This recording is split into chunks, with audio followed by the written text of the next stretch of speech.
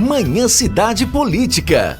Oferecimento Sismuc Regional, Senhor Braga Barbearia e blog do Mário Flávio, a política de A a Z. Pois é, o analista político Marco Aurélio Freire está chegando com o que foi destaque essa semana nos bastidores da política. Bom dia, ouvintes da Rádio Cidade. Bom dia, ouvintes do Manhã Cidade. E como todo sábado, nós chegamos por aqui para tratarmos de política. E esta semana foi super movimentada. Nós começamos pelas eleições da OAB, que foram aqui em Caruaru, mas também a OAB Pernambuco. E os resultados são os seguintes. Ranieri Coelho, aqui em Caruaru, venceu a eleição com 678 votos. Em seguida, em segundo lugar, ficou Felipe Sampaio, com 557. Em terceiro, Jean Grunberg, com 404 votos.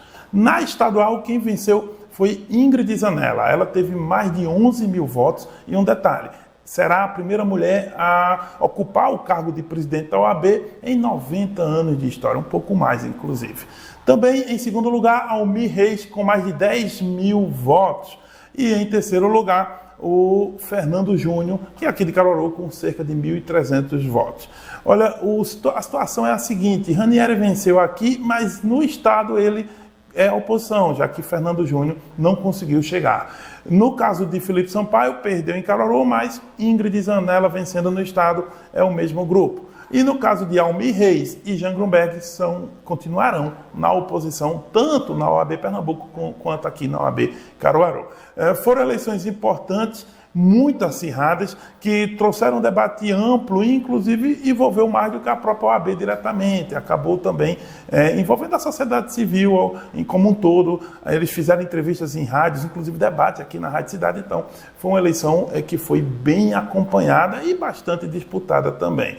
O mandato será de 3 anos, tanto para a OAB Pernambuco quanto para a OAB Caruaru. Agora, saindo da discussão local, vamos para a situação nacional. E a notícia mais importante da semana é, sem dúvida nenhuma, o indiciamento do ex-presidente Bolsonaro. Ele foi indiciado com mais 36 pessoas, inclusive com o vice na chapa que ele teve em 2022, que é o general da reserva Braga Neto. Mas não só eles foram indiciados, também, por exemplo, Valdemar da Costa Neto, presidente do PL, e também Alexandre Ramagem, que é deputado federal.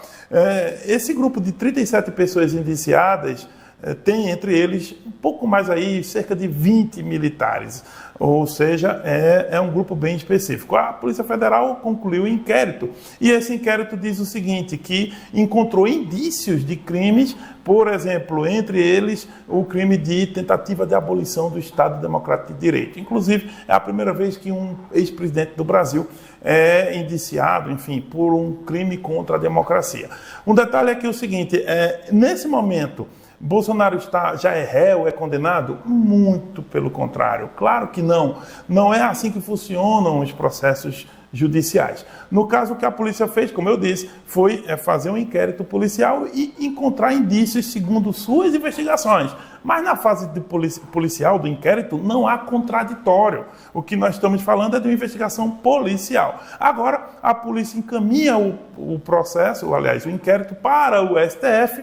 O STF recebe o processo por meio de seu relator, que é o Alexandre de Moraes, e o Alexandre de Moraes vai enviar para a Procuradoria-Geral da República, cujo titular é o Paulo Gonet.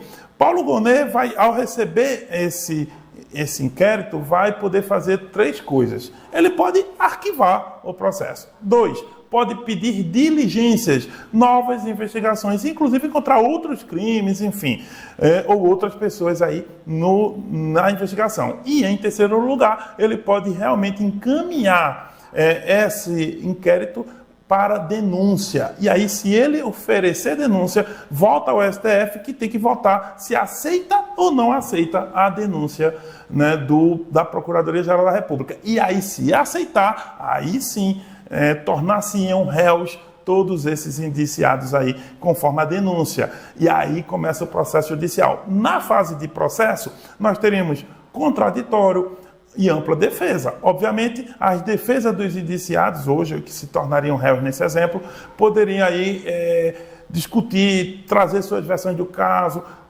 haveriam interrogatórios, enfim, todo o processo que correria até um eventual julgamento com condenação ou absolvição, a depender da situação.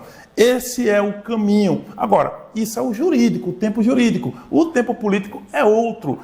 O que esperamos é que essa semana, no Congresso Nacional, o Congresso abra os trabalhos com esse tema. Sem dúvida nenhuma, a bancada do PL e também outras figuras bolsonaristas em outros partidos vão se manifestar e vamos aguardar aí como que vai ser a batalha no Congresso, porque nas redes sociais já começou faz tempo, o país continua polarizado e isso pode, inclusive, dificultar um pouco as discussões sobre o governo e sobre alguns aspectos que temos que observar, como, por exemplo, o corte de gastos.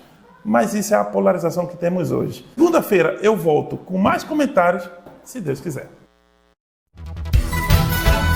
Manhã Cidade Política. Oferecimento Sismuc Regional, Senhor Braga Barbearia e blog do Mário Flávio, a política de A a Z.